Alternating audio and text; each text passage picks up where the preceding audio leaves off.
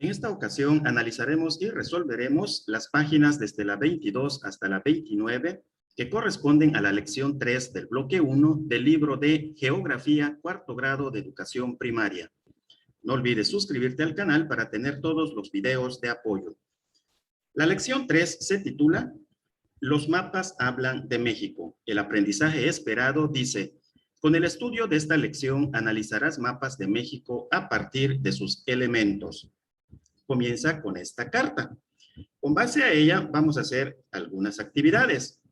Dice, como acabas de leer en la carta, los mapas nos permiten obtener información diversa sobre las características de un lugar, su relieve, sus carreteras y sus ciudades. Además, tienen varios elementos, entre ellos la escala. ¿Qué elementos de los mapas conoces?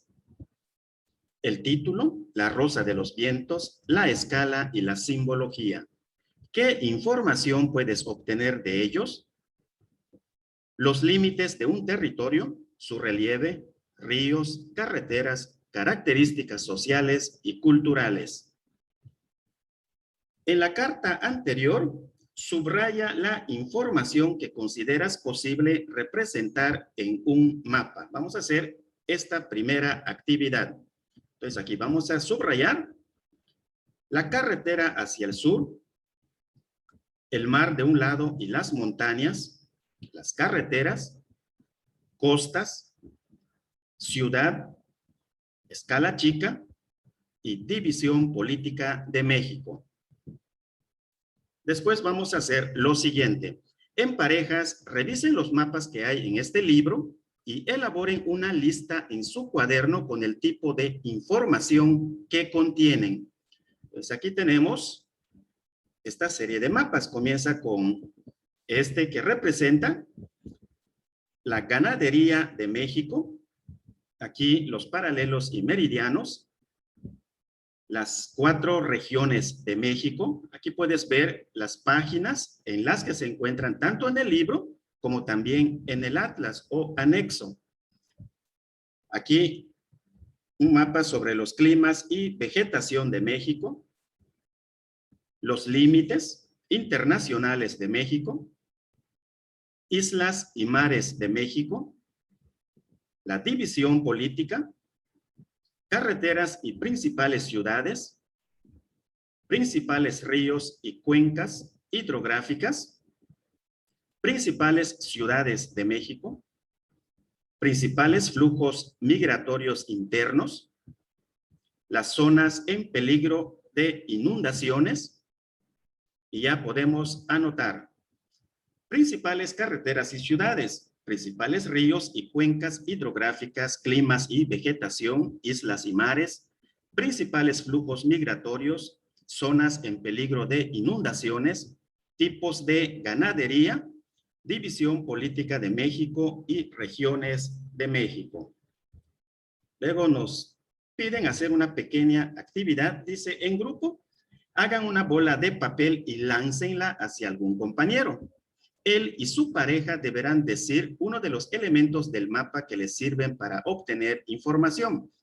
Una vez que respondan, lanzarán la bola de papel hacia otra pareja para que mencionen otro elemento del mapa. Después hacemos esto. Vamos a enlistar en el pizarrón todas las partes del mapa o elementos que les brindan información. El título, la simbología, la rosa de los vientos, los paralelos y meridianos, es decir, las coordenadas geográficas y la escala. Aprendamos más.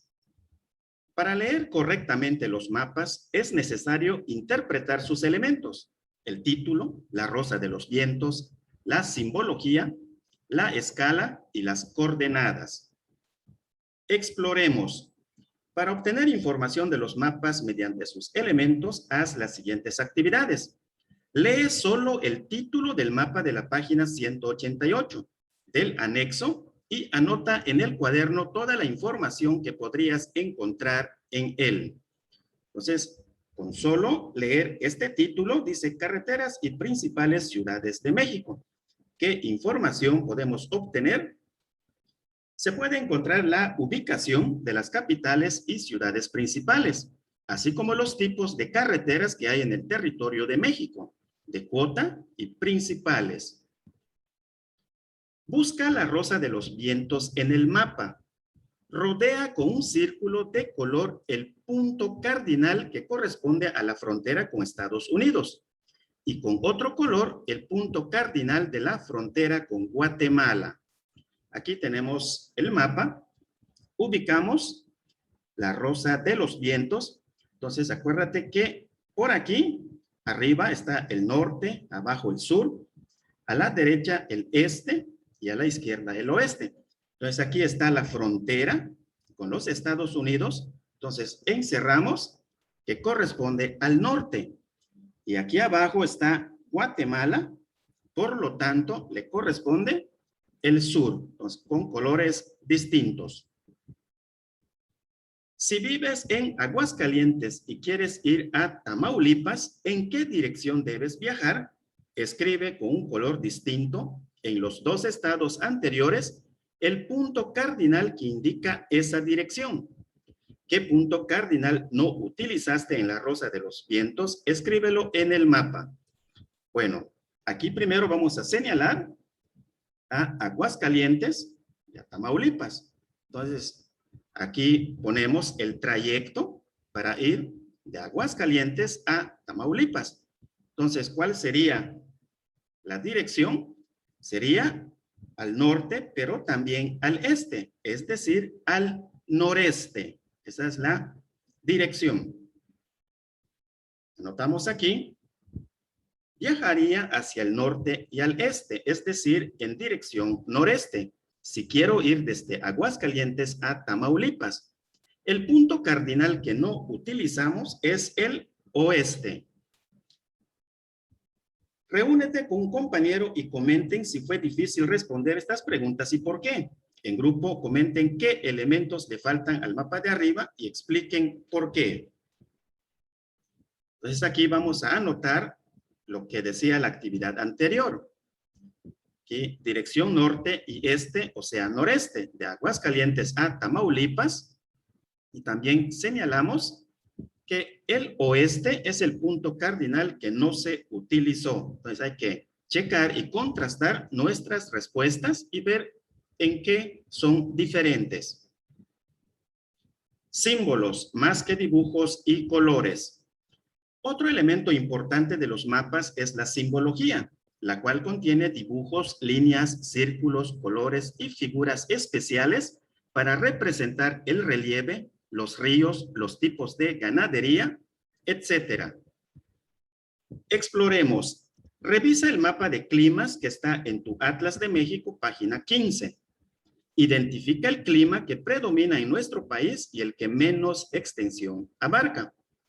Organizados en equipo, elijan uno de los dos climas y dibujen un paisaje que lo represente. Aquí tenemos el mapa sobre los climas de México. Observamos, según el color, aquí está, es importante la simbología. Entonces, el clima más extenso es el templado subhúmedo y el menos extenso es el frío, porque nada más tiene algunos puntitos blancos por aquí. Entonces, anotamos. El clima templado subhúmedo es el que más predomina en nuestro país y el clima frío, el que menos extensión abarca. Nos pide poner un dibujo, una imagen del clima templado subhúmedo, que es el más extenso, y también del clima frío, el menos extenso. ¿Qué estados tienen regiones con clima seco? Baja California Sur, Sonora, Chihuahua, Sinaloa, Coahuila, Nuevo León, Zacatecas, Durango, entre otros. ¿Qué elementos del mapa utilizaron para identificar los climas? Los colores de cada clima que se encuentran en la simbología. Los mapas pictográficos utilizan dibujos sencillos para representar cierta información, como aquí, por ejemplo, vemos los dibujitos que sirven para representar alguna información importante en los mapas. La simbología de un mapa puede incluir colores, dibujos y gráficas de distintos tamaños. Como por ejemplo aquí vemos que los tipos de ganadería se representan con colores distintos, mientras que los tipos de ganado se representan con dibujitos. Eso hay que tenerlo en cuenta. Observa el mapa de ganadería y responde en tu cuaderno. ¿Qué tipo de ganado existe en México? Según el mapa anterior, vacuno, porcino, ovino, caprino, caballar y avícola. ¿Qué simbología utiliza el mapa para representar los tipos de ganadería? Para representar los tipos de ganadería utiliza los colores y para representar el tipo de ganado utiliza dibujos. Reúnete con un compañero y dibujen un mapa pictográfico del tema que elijan. Puede ser de los lugares a donde les gustaría ir de vacaciones, de la ubicación de los distintos tipos de animales y plantas o de las zonas de patrimonio cultural como zonas arqueológicas e históricas. Intercámbienlo con otra pareja y observen los temas y la simbología que utilizaron. Comenten cuál fue la mejor representación y por qué. Entonces, lo primero que tenemos que hacer es contar con un mapa de la República Mexicana. Algo muy importante, la simbología. Como vamos a hacer, como ejemplo, un mapa sobre el patrimonio cultural de México, vamos a abarcar dos cosas: zonas arqueológicas y ciudades coloniales. Lo primero es poner un dibujito sencillo que represente a las zonas arqueológicas y otro dibujo sobre las ciudades coloniales. Después lo representamos en el mapa. Aquí, esas principales zonas arqueológicas. Lo mismo hacemos con las ciudades coloniales. Representamos en el mapa. Y algo muy importante, el título: Patrimonio Cultural de México. En equipo, platiquen y escriban en su cuaderno toda la información de México que reconocieron mediante la lectura de los símbolos de los mapas de esta lección. Gracias a la lectura de los símbolos de los mapas, pudimos reconocer información importante de México, como sus principales carreteras y ciudades, su producción ganadera, su división política, sus regiones, sus características naturales, ríos, islas, climas y vegetación, así como sus características sociales y culturales. Escalas, ¿qué son y para qué sirven? Otro elemento de los mapas es la escala, la cual indica cuántas veces se redujo lo que está representado en un mapa. Para escribir la escala se utilizan dos números separados por dos puntos. Ejemplo, aquí vemos esta escala que se lee 1 a 100. Es decir, lo que está representado en el mapa se redujo 100 veces.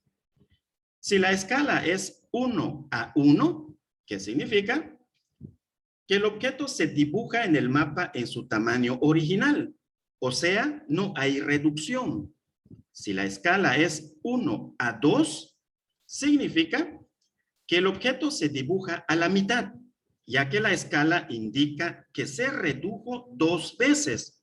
Por ejemplo, si dibujas tu zapato en una hoja, puedes utilizar esta escala y el resultado será el dibujo del zapato a la mitad de su tamaño original. Para representar o dibujar objetos y lugares más grandes como una ciudad o un país, se utilizan escalas más chicas.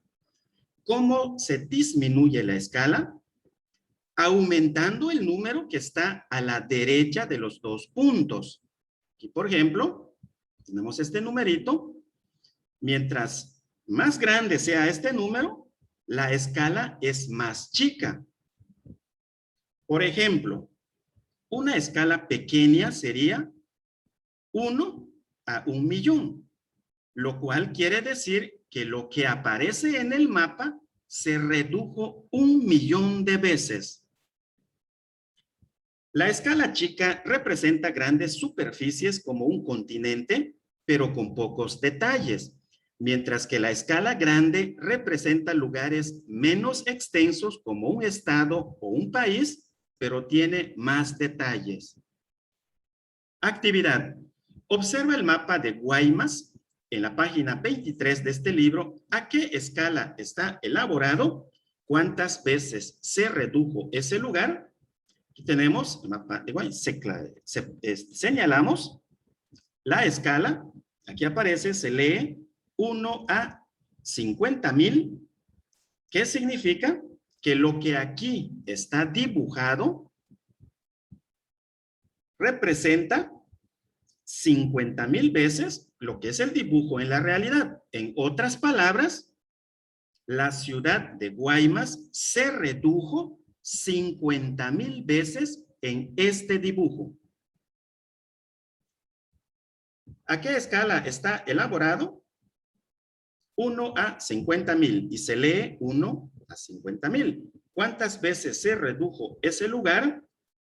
Se redujo 50.000 veces.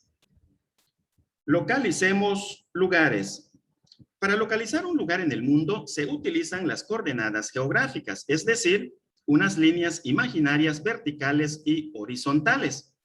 Las líneas horizontales se llaman paralelos y las verticales se llaman meridianos. Aquí representamos estas líneas horizontales que se llaman paralelos y las verticales se llaman meridianos. Y que es importante, que donde se cruza un paralelo y un meridiano, nos indica la ubicación de ese lugar en el mundo. Aquí vemos, aquí, estas líneas horizontales, que son los paralelos, y las líneas verticales, que son los meridianos. Observa el mapa de tu Atlas de México, página 76, y completa las siguientes oraciones. Las entidades de México que atraviesa el paralelo 20 grados norte y las entidades de México que atraviesa el meridiano 102 grados oeste. Aquí, primero tenemos que localizar este paralelo 20 grados. Seguimos esta línea. No termina hasta aquí, sino que vemos que continúa por aquí. Entonces, vamos a señalar los nombres de todas las entidades que atraviesa. Lo mismo con el meridiano. Aquí está, 102 grados norte. Y trazamos, para que tú veas más claro, todas las entidades que atraviesa. Aquí ponemos las entidades de México que atraviesa el paralelo 20 grados norte son Jalisco, Michoacán, Estado de México, Hidalgo, Puebla, Veracruz, Campeche, Yucatán y Quintana Roo. Las entidades de México que atraviesa el meridiano 102 grados oeste son Coahuila, Zacatecas, Aguascalientes, Jalisco, Michoacán y Guanajuato. Apliquemos lo aprendido. Ahora que estudiaste los elementos de un mapa, puedes revisar uno e identificar si le falta algo o si hay un elemento incorrecto. Corrige el mapa de México que está abajo y complétalo con los elementos que se te piden.